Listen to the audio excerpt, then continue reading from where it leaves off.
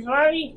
It's me, Timmy Flyersguy, and welcome to Classic Flyers Theater with me, Timmy Flyersguy. I'm your host, Timmy Flyersguy, and today we take a look back at one of the Flyers VHS feature films that was on Prism, Beyond All Expectations. The story of the 1984-1985 Philadelphia Flyers. I hope you all enjoy this. I know I will. So, let's get ready to take a trip back to the 1984-1985 Flyers season. And now, your future presentation, Beyond All Expectations, the story of the 1984-1985 Philadelphia Flyers. Let's go Flyers!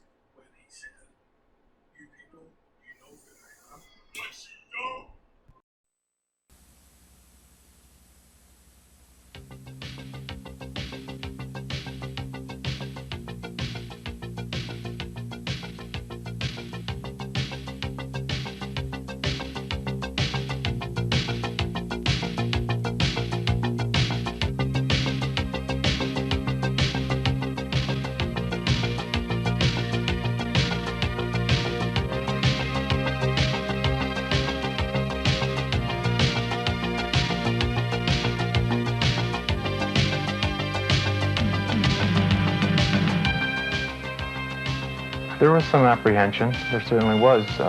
We had no idea how good Derek Smith and Peter Zezza were going to be. We didn't know if Rick Tocchet was going to play at this time. There was a lot of holes in our hockey club. By February 1985, many of the holes had been filled, and this team, with a new general manager, an unknown coach, and a collection of kids, was to everyone's surprise pushing Washington for the division lead.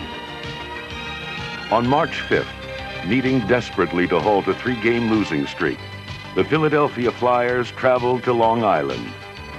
As shown on television, a win against their old nemesis was vital for the confidence of this young team. Circles out one way, looks left, gets it on house stick, and he'll come to center ice, chased by LaFontaine. Through off the body of Prop into the zone. Pulling right out in front, he scores! Davey Pullen scores at 2:18 of overtime. It was an important goal because with so many young kids who were intimidated perhaps by walking into Nassau Coliseum, well, they finally won the game and realized they could win the big one there. And then we swept Washington in that home-and-home series. I think that's when we all realized that we got a pretty good hockey club here. A pretty good hockey club it was, as the Flyers finished the regular season winning 16 of their last 17 games. On March 28th, the hottest team in hockey defeated the Detroit Red Wings and was rewarded with a 5-minute standing ovation upon clinching the club's 8th division title in their brief 18-year history. The youngest team in professional sports, the Philadelphia Flyers, was a team performing beyond all expectations.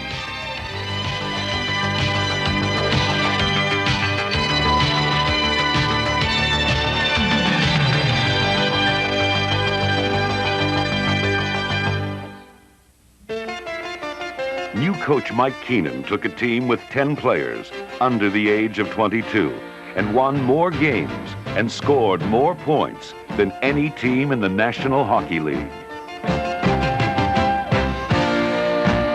In front of the best goaltender in hockey, Pelle Lindbergh, Keenan and the Flyers showered the Spectrum with a new club record for victories on their way to the Patrick Division title.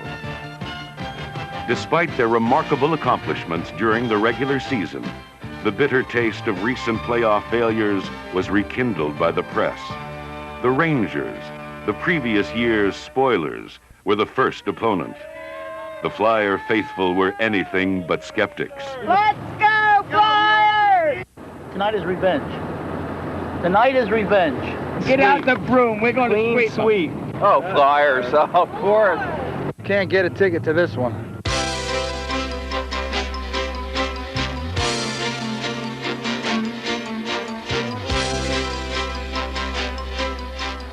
It was anyone's guess how these brash young men would react to playoff pressure. The Rangers came to the Spectrum disguised as patsies. They were 0-7 against the Flyers in the regular season. But from the drop of the puck, the playoff Rangers appeared.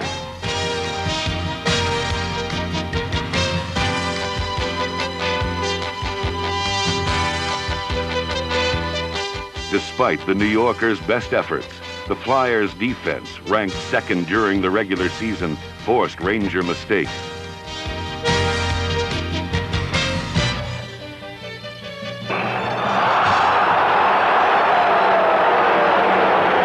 Hit somebody! Continuing the proud heritage of the Sutter name in the NHL, Ron made a very big play.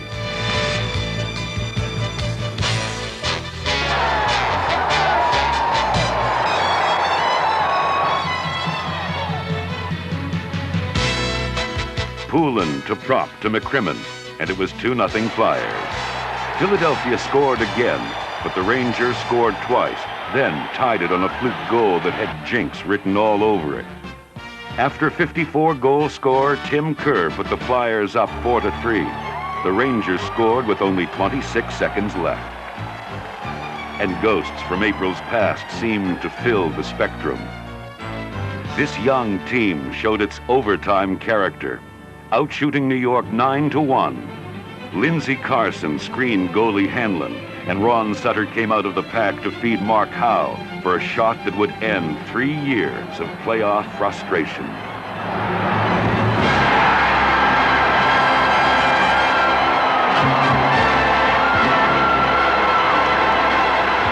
And the Flyers suddenly had a new theme song.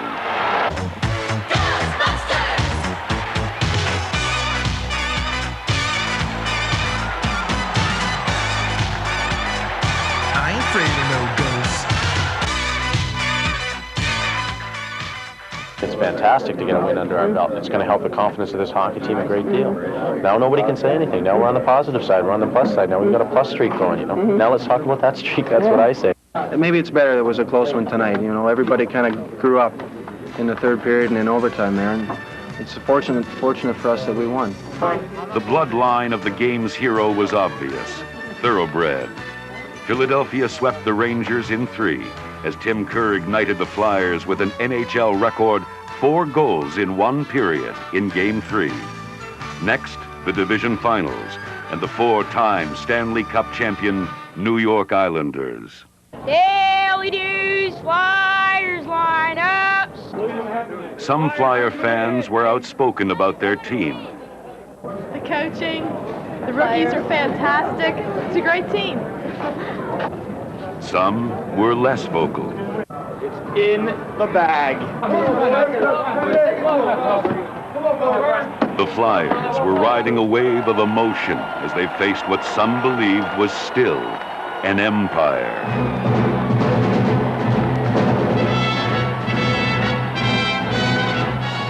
Darth Vader was there.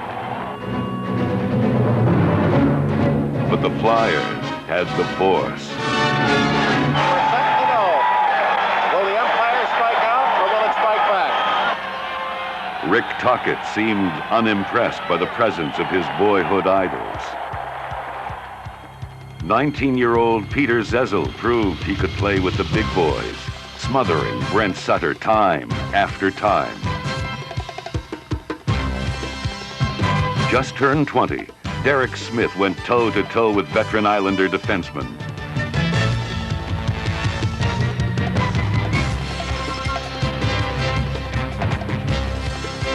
All-star Mark Howe had Pat LaFontaine swimming on ice.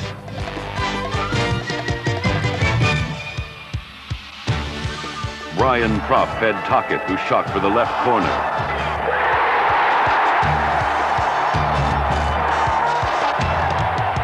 It was Rick's first playoff goal ever.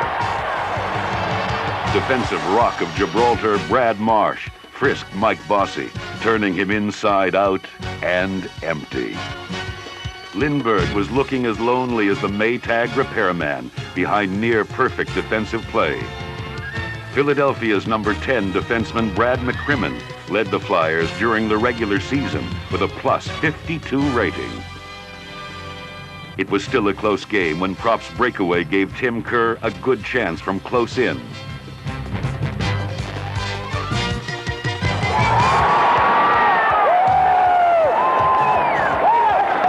That goal made it 2-0.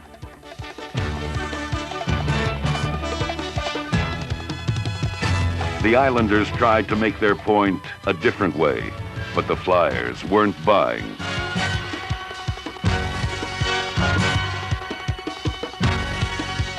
When New York brought out their heavy artillery, Dave Brown settled things down and waited for another turn.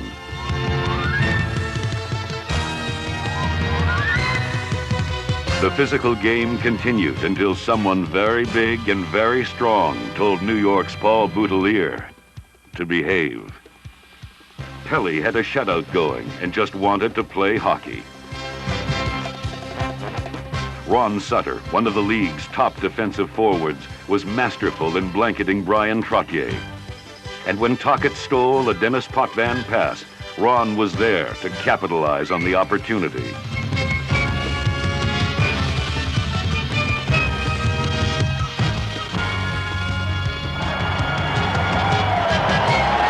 It was a 3-0 shutout, and Flyer GM Bob Clark attributed this rebirth to Keith Allen. He and my predecessor, Bob McCammon, they were the two people that were in charge of this operation. When we draft guys like Tocchet and Zezel and Derek Smith, and when we got Timmy Kerr and Brian Propp and all these guys, so certainly they're the major people, particularly Keith, who was responsible for getting this hockey team. Keith, after all, presided over the Flyers and set many of the philosophies that we still live by today. He's taught Bobby Clark many of those things. After all, it was under Keith Allen that we drafted Bobby Clark and many of the other players that made the organization great. Split on the island, bringing a 3-1 lead back to the Spectrum. A win this night would give them the series. This game would be a showcase for Flyers MVP Pelly Lindbergh.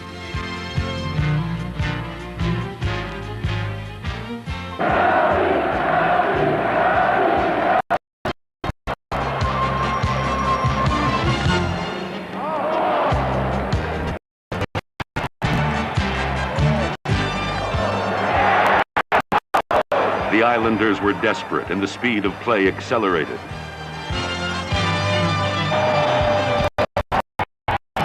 Peter Zezel dropped a pass for Doug Crossman and was tripped by Boutelier over goalie Kelly Rudy, leaving an empty net for Ilya. It was to be the game's only other shutout. And for now, the Empire was dead.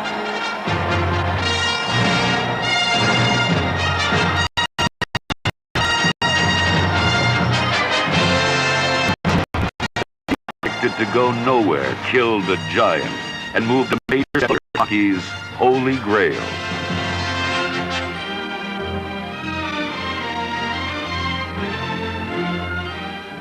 That's a tremendous feat for a very young club. When you play a heavyweight, you have to knock them out. There's no decisions. Every time you try to give a reason why, it sounds like you're giving an excuse, and there are no excuses. When you get your opportunities, you got to put them away. Mike never wants us to give up, never.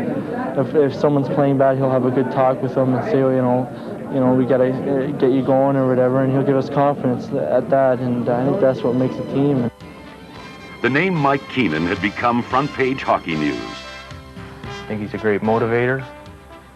I think he demands a lot from his players, and I think they show their respect for him by their performance. What he demands, they give him. And I think he's very interested in the players as people. And that comes across to the players, and I think that, again, that's another reason why they like and respect him.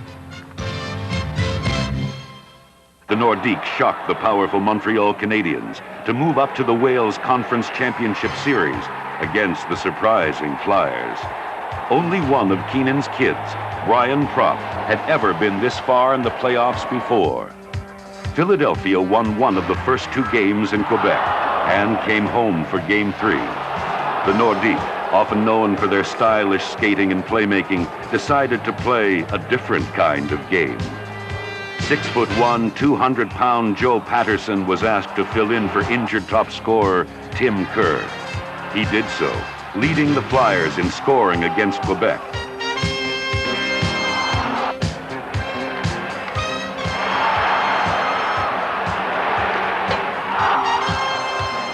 Flyers fans had seen enough. So had Rick Tocchet. Ed Hospodar was instructed to stay cool.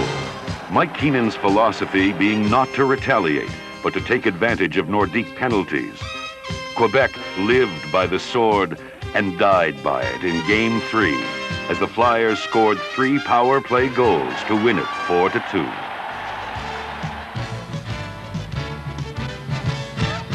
Despite a great effort by number 26, Brian Propp, the defense and Pelly had a rare off night, and Quebec won Game 4, evening the series at 2 games apiece.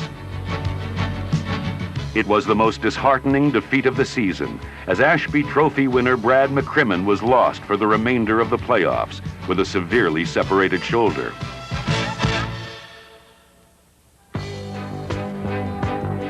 La Belle Provence looked anything but beautiful to the Flyers as they faced the critical 5th game without their outstanding defenseman McCrimmon and leading scorer Kerr.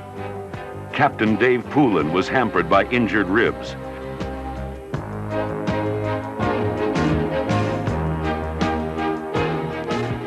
Pelly was magnificent, but the Flyers found themselves 2 men short in the second period.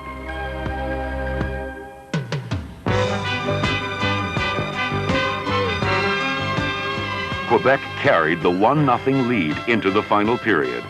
It was here that the importance of the Craven-Patterson trade was best illustrated, as first, Patterson tied it, and then Brian Propp assisted Murray Craven on the biggest play of his young career. Brian, the goal scorer that he is, they felt, I think, that he was more of a threat to score, and he took the puck wide, and both defensemen went over and challenged him, and all he did was slid it right over to me, and I picked the puck up, and we'd been, all week we'd been saying, you got to shoot high on Gosselin, you got to shoot high. The 2-1 win continued the Flyers' extraordinary playoff achievements.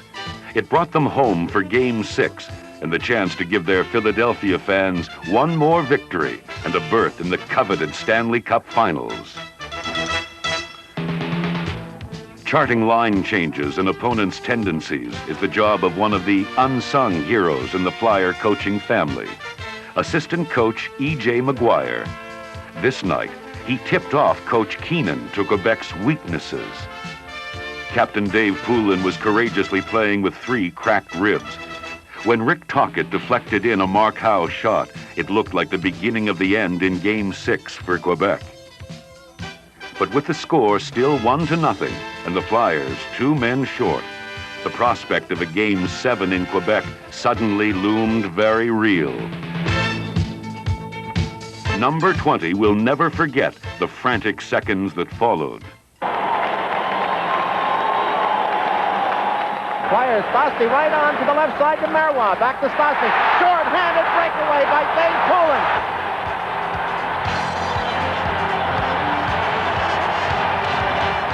He's going right on in. Shoot! Score!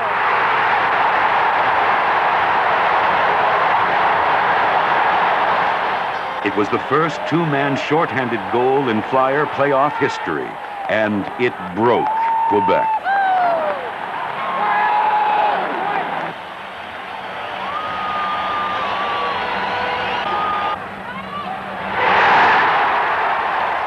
Doug Crossman's power play goal in the final period finished off Lindbergh's 3rd playoff shutout. Philly fans took the time to say goodbye to Quebec as the Flyers advanced to the highest level of NHL competition for the 5th time in the last 12 years. The Prince of Wales trophy rightfully belonged to the Philadelphia Flyers. Pelly hugged injured Brad McCrimmon who had been voted the team's best defenseman during the season and who was now lost for the finals. The Flyers had reached the summit of professional hockey, the Stanley Cup Finals.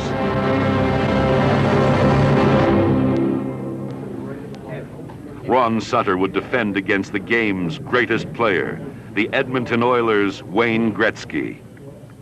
Well, I expect that. I play against him, all 3 times this year. And I think when you play against other team's best player, it is a challenge and it should bring the best out in you. And I think that does for me, and it makes me play better. Hockey's ultimate series was about to begin. This crowd here is wired. They're really starting it now, and you can just sense playoff atmosphere as Flyers coming out of their room. They should be hitting the ice, and I won't have to tell you when. Stirring sounds of Kate Smith and God Bless America were reborn in a new young face for another exciting Flyers Stanley Cup Finals.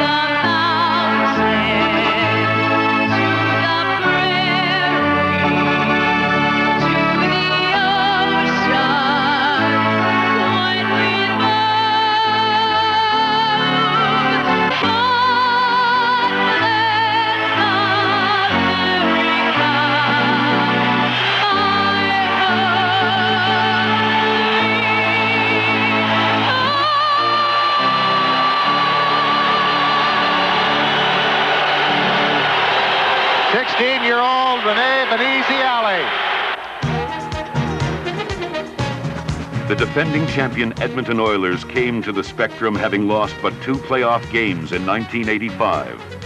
Stars with glittering credentials filled their lineup.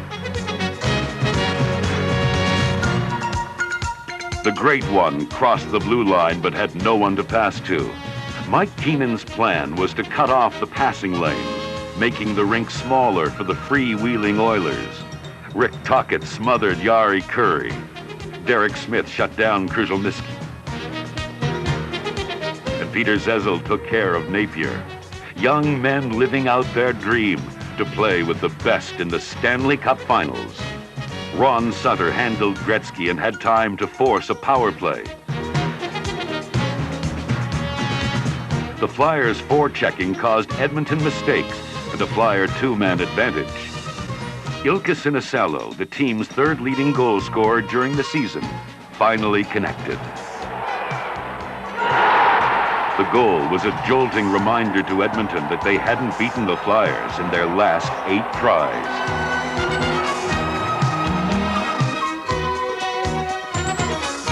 Miro Dvorak and Thomas Eriksson filled in for Brad McCrimmon, and Lindbergh again was on fire. When Murray Craven forced a Paul Coffey mistake, Ron Sutter displayed a stunning piece of offense.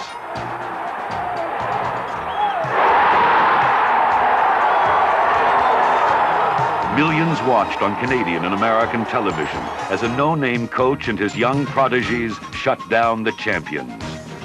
Thanks to Pat Croce, the Flyers' physical conditioning coach, Tim Kerr's injured knee was strong enough to keep him in another critical playoff game. Flyers owner Ed Snyder had to like what he saw as his young team went on to win Game 1, 4-1. Edmonton showed their championship caliber as they came back to win a close one in Game 2. And now, the patched-up Flyers offense had to run on a bigger, faster track in Edmonton. Facing the most productive offense in NHL history, the Flyers lost Game 3 and 4 by close margins. Hockey's greatest player, Wayne Gretzky, caught fire and was simply too much for the young Flyers. In Game 5, Bob Froese valiantly filled in for injured Pelle Lindbergh, but Paul Coffey and the revved-up Oilers raced to a 7-1 lead. Still, the Flyers refused to quit. They set one last goal to win the final period. Inspired by Rich Sutter, they showed their character once again, outscoring Edmonton 2-1. The Oilers retained the cup, but the youthful Flyers' proud achievements could not be diminished. The National Hockey League's award ceremony provided the Flyers with a fitting end to their brilliant season. The NHL's Coach of the Year award was no surprise. Mike Keenan.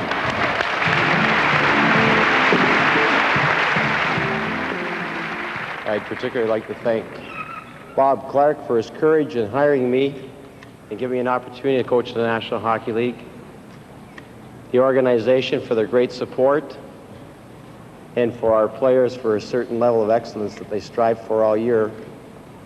But I'd also like to share this award tonight with our coaching staff, E.J. McGuire, Ted Sater, Pat Croce, and Bernie Perrant.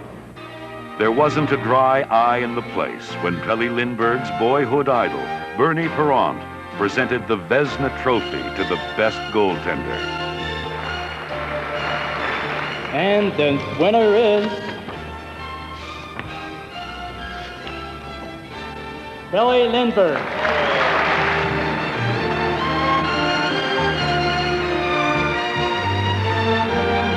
First of all, I want to thank my teammates. Without them, this wouldn't be possible. But the man I really want to thank tonight is the guy standing to the left of me, Bernie Perrant. He told me everything I know about to play about hockey in America. Thank you, Bernie. It was a magnificent blend of youth, experience, and hard work that enabled this team to rise beyond all expectations to the brink of the Stanley Cup. The lessons learned may help them to drink from it in the years to come.